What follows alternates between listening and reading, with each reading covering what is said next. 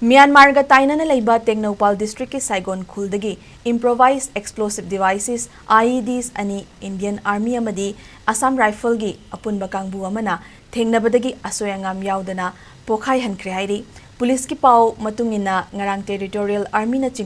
ni chingnaba khau ama Saigon Khul gi makharom thangba mafam amada taduna leire haina Assam Rifles da pau pirakpadagi apunba team aduna mafam aduda thiba humbagi thabak chathaki operation aduda IED anidu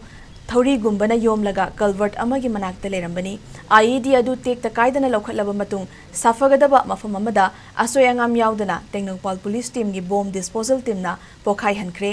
thodog aduda mifa mipun gi paudi lekhide Tengnoupal police na hiramasigi matangda case ama lokhatkre Panba yabadi haukiba tangni panda moregi mission wengdagi helmang haukip ki machanupa solen chahi nimfu IED ga konana Asian highway dagi more taba asomda more taba lambigi junction amadagi phagatpa ngamkhibani